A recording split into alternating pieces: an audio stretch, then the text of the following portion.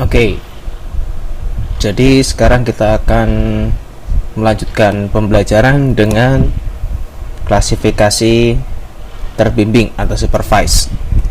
Pada klasifikasi ini kita memasukkan pemahaman kita sebagai pengguna dalam mengarahkan algoritma dari komputer. Dalam konteks ini kita akan memilih area-area yang kita ketahui objeknya sebagai data awal untuk menentukan klasifikasinya. Area-area ini kita sebut sebagai training data atau data latihan. Oke, kita lihat secara umum di peta kita memiliki beberapa bentang lahan, bentang alam, landform. Kita memiliki air, kita memiliki area berbayangan. Perlu diingat, area berbayangan perlu dipisahkan dari objek lainnya karena respons spektralnya berbeda. Secara spektral dia hampir gelap sama sekali. Ini yang menjadi dasar kita saat melakukan koreksi atmosferik sebelumnya. Kembali lagi, objek ini kita memiliki salju atau es, lalu kita memiliki batuan, dan kita memiliki sedimen. Selain itu kita juga memiliki vegetasi yang kemungkinan rumput di sini, serta kita memiliki endapan-endapan sungai yang secara visual kita bisa bedakan dari endapan sedimen aluvium lainnya. Kita juga bisa menggunakan citra pada warna palsu untuk mempertegas beberapa objek. Seperti ini. Ternyata kita lihat endapan-endapan aluvium ini juga ditumbuhi beberapa tumbuhan, ditutupi beberapa tumbuhan. Terlihat dari warna merah ini ya.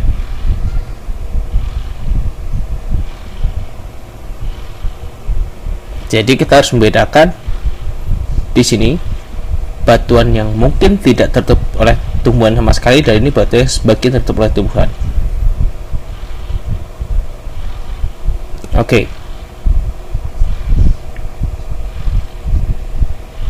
Kita kembali ke warna asli.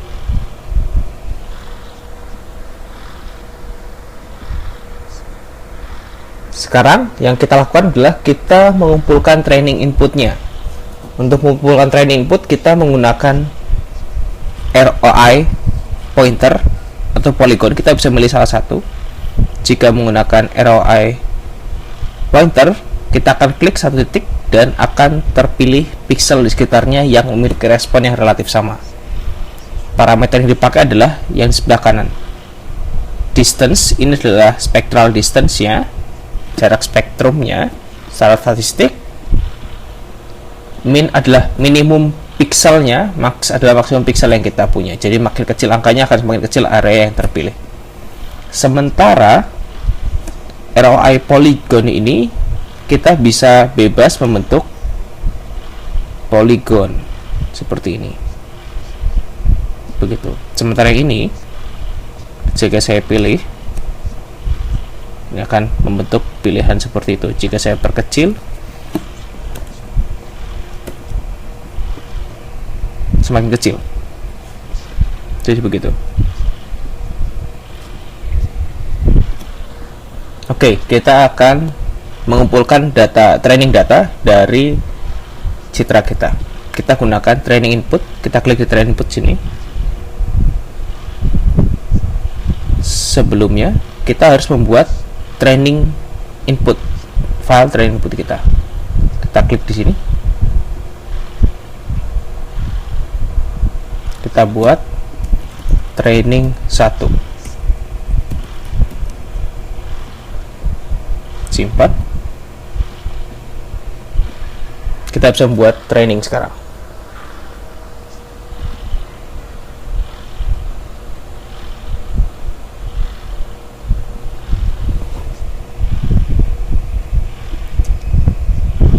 Oke, di sini kita memiliki beberapa interface. MCID adalah kode angka dari makro kelas, jadi kelas besar. Sementara CID adalah kode kelas. CInfo ini adalah keterangan dari CID, dan MCInfo adalah keterangan dari MCID. CInfo adalah keterangan dari CID. Sebagai contoh, kita bisa memiliki makro kelas ID vegetasi. Satu untuk vegetasi.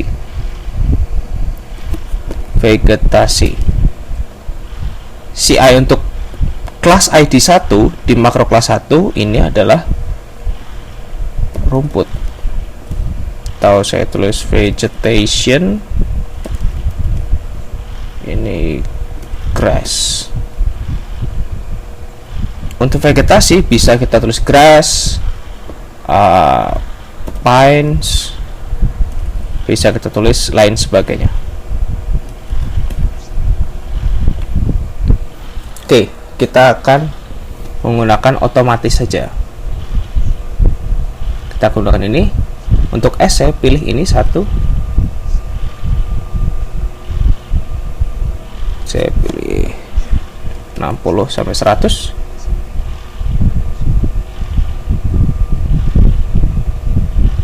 Jika kita lihat zoomnya, di sini terpilih pixel-pixel secara otomatis. Jika saya ganti ininya menjadi 0,1 akan semakin besar, karena jarak pikselnya akan semakin besar rentangnya secara statistik. Oke, saya pilih 0,1 lagi secara default.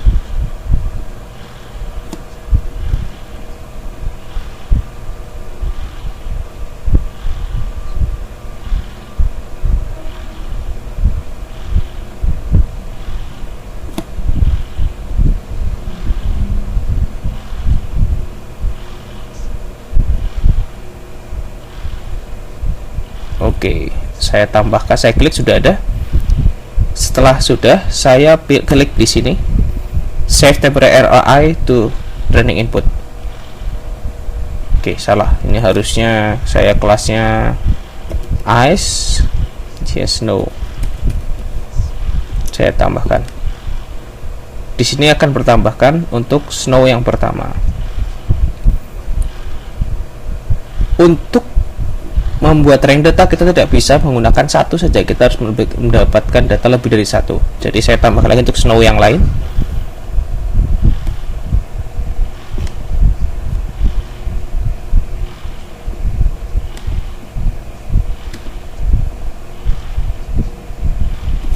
Tambahkan 0,1. Oke.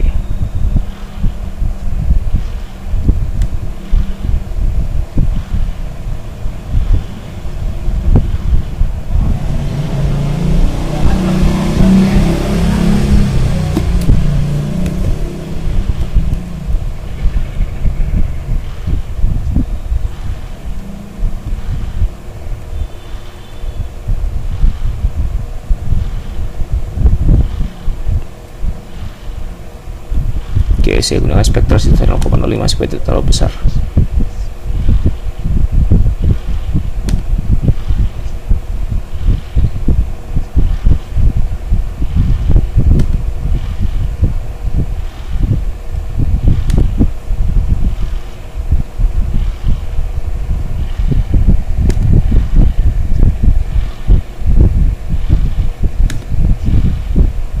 Oke, kita buat 6. Lalu kita buat kuota MCID 2, CID 1, kita buat lake.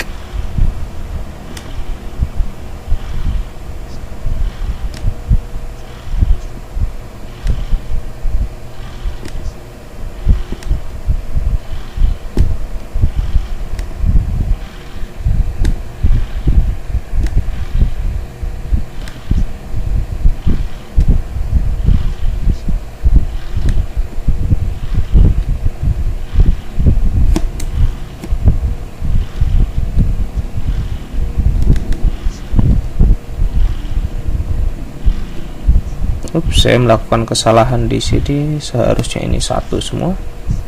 karena saya mendasarkan klasifikasinya pada MCID nanti.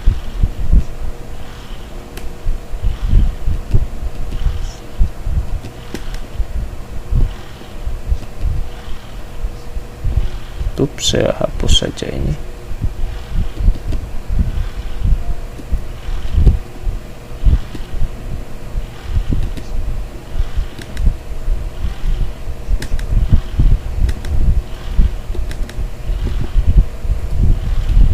Oke.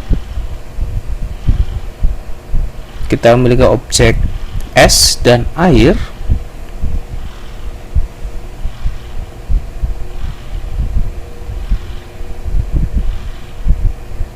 Lalu ada lagi bayangan di sini, saya akan pilih dark, saya pilih shadow untuk MCID 3 dan CID 1. Ups, terlalu besar untuk ini, saya pilih 1. Nah, oke.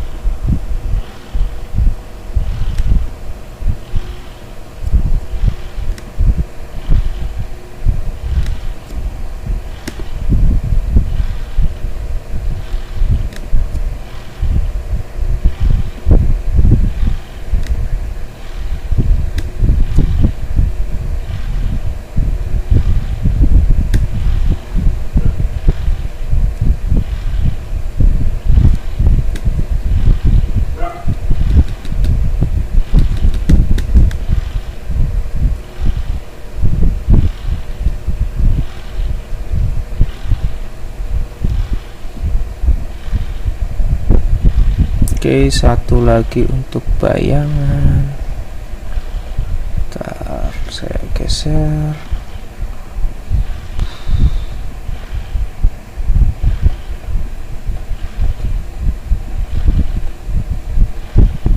Oke. Sip, saya buat untuk 3 kelas dulu, itu dulu saja. Jika Anda lihat,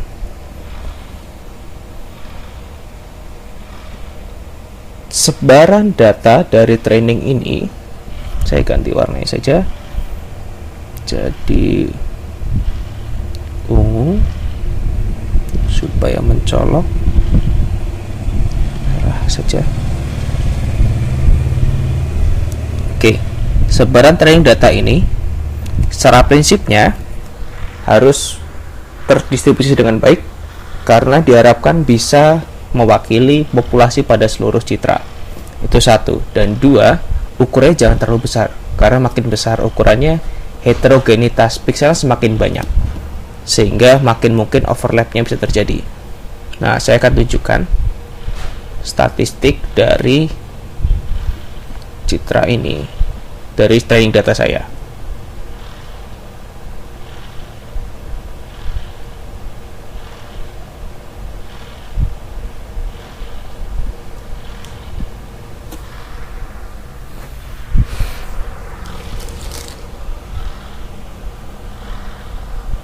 Oke, ini ada warning, biarkan saja. Kita lihat sebaran spektrumnya di sini. Kita upload ke data kita. Nah, di sini bisa kita lihat bahwa saya akan samakan dulu untuk semua yang snow menjadi biru muda supaya menjadi 1.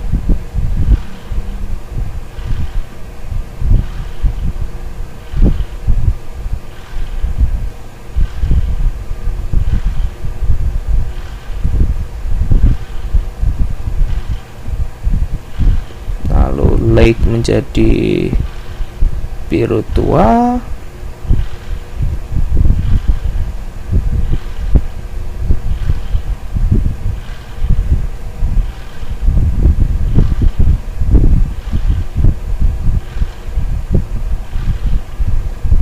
hidungnya saja supaya terlihat dengan mudah. Ups, tidak berubah ternyata.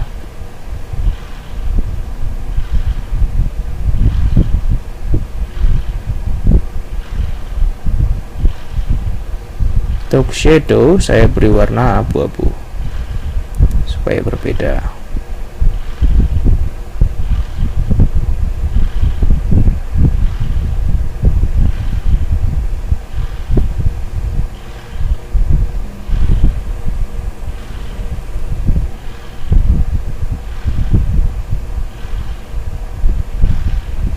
Oke, bisa dilihat di sini bahwa yang biru, populasi yang biru ini untuk salju jauh berbeda dari yang air maupun bayangan. Tapi ini kan banyak ya, populasinya banyak. Kita bisa gabungkan untuk semua salju, untuk semua bayangan maupun untuk semua danau. Jadi prinsip dalam klasifikasi apapun adalah bagaimana kita bisa pisahkan populasinya. Apakah ini benar-benar terpisah dari salju, benar-benar terpisah dari bayangan dan dari air? Kita akan lihat. Supaya mudah, saya akan gabungkan dulu. Ini caranya adalah dengan blok semuanya, lalu saya pilih merge highlighted spectral signature. Yes, saya akan menggabungkan semua snow menjadi merge snow. Saya akan gabungkan semua lake menjadi merge lake. Saya akan gabungkan semua shadow menjadi merge shadow. Oke, kita bisa lihat sini ya. Yang berbeda adalah makro ID-nya. Lalu saya akan coba kalkulasikan semua ketiga training data ini,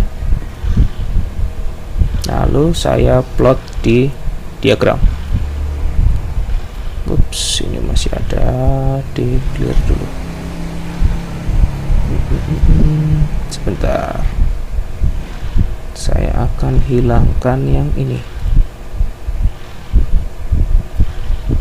Yup. Nah, di sini kita bisa lihat ini yang merge ice yang hijau. Ini yang biru adalah merge dark, yang pink ini adalah merge water, air. Warna hijau tua ini adalah nilai rata dari spectral signature untuk S, sementara biru tua ini untuk bayangan dan merah tua ini untuk air. Bisa kita lihat bahwa untuk kelas S ini rentangnya sangat besar. Jika rentangnya sangat besar, kita akan semakin pesimis atau sebenarnya optimis bahwa kegalatannya akan semakin besar juga. Di belakang kita lihat untuk kedua swirnya, ketiganya cukup overlapping, cukup tumpang tindih, sehingga mesin akan agak sulit untuk membedakan hanya berdasarkan pada swirnya saja. Tetapi untuk dari biru, hijau, merah dan near, ketiganya memiliki area yang cukup jauh. Tetapi kita lihat di sini kembali bayangan memiliki nilai yang cukup berimpit dengan air. Ini baru secara visual. Secara matematis, cara untuk membedakannya adalah dengan blok, lalu kita hitung ini, calculate spectral distance. Kita mau melihat secara matematis sejauh apa ketiga populasi kita. Kita lihat di sini. Antara hijau dan yang pink, antara snow dengan lake, kita memiliki nilai Jeffreys Matsushita distance yang besar. Ketika kita memiliki nilai di atas 1,9, artinya secara matematis itu bisa dipisahkan dengan cukup baik. Ini akan berguna dengan baik di beberapa klasifikasi. Di sini spectral angle, jadi sudut spektralnya cukup jauh juga, 14. Sementara untuk snow dengan shadow sangat jauh juga, 1,9 jaraknya, Jeffrey Matsushita-nya. Sementara shadow dengan danau masih cukup jauh, tetapi di sini Euclidean distance-nya cukup dekat. Nilainya di bawah 0,9, jadi dia masih cukup sulit untuk dipisahkan oleh komputer, bahkan sangat sulit untuk dipisahkan. Kita akan lihat nanti ketika klasifikasi. Ingat, spectral distance ini menjadi penting sebagai pertimbangan kita apakah kelas kita benar-benar bisa dipisahkan satu sama lain. Untuk sekarang sekian dulu, kita akan lanjutkan di video berikutnya.